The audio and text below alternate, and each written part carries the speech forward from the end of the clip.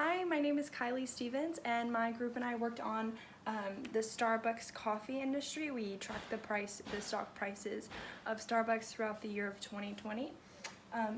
My role in this project was to cover why stock prices fluctuate, as well as some of the company's downsizing and expansion plans. So before we can even start talking about the project, it's important to realize why are stock prices always fluctuating? Why are the prices of stocks changing all the time? So it's really hard. I mean, actually, it's impossible to predict a stock's performance and be 100% correct. Stock prices are always changing. It has to do with supply and demand. The prices are always going up and going down, and so yeah, to answer this question, why do stock prices fluctuate, you have to understand the basics of supply and demand. So best put, I got this quote off of an online brokerage, Desjardins, and they just stated, if more people want to buy a stock, which is demand, than sell it, which is supply, then prices move up. And conversely, if more people wanted to sell a stock than to buy it, then there would be a greater supply than demand and the price would fall.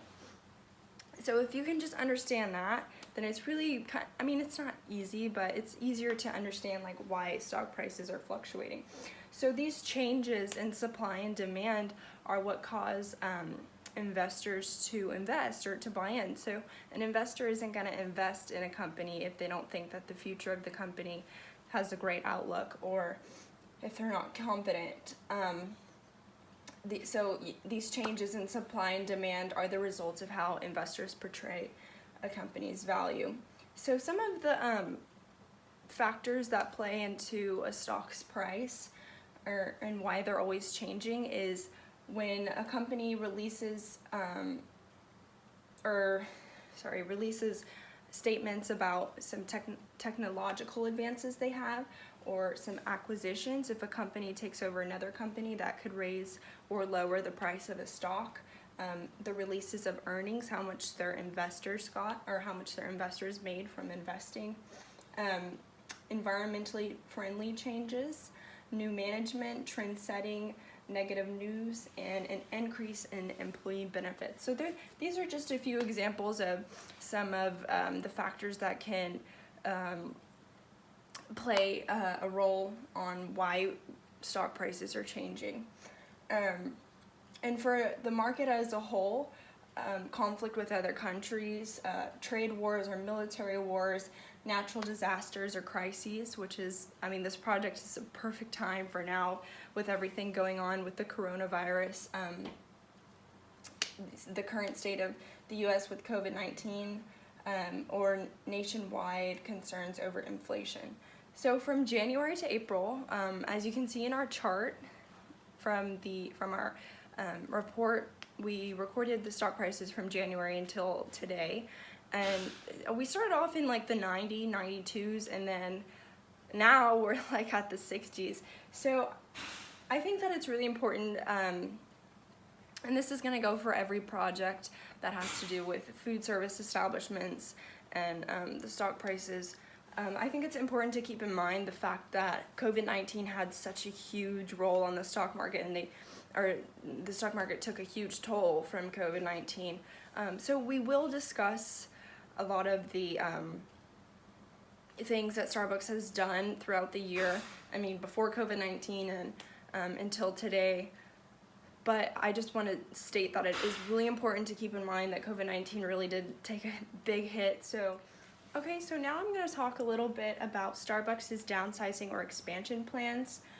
So due to the coronavirus pandemic, a lot of food service establishments have had to close down or even let go of employees.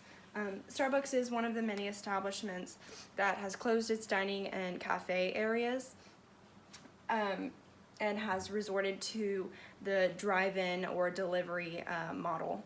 So luckily for Starbucks employees, Starbucks has not announced any plans to downsize or let go of their employees.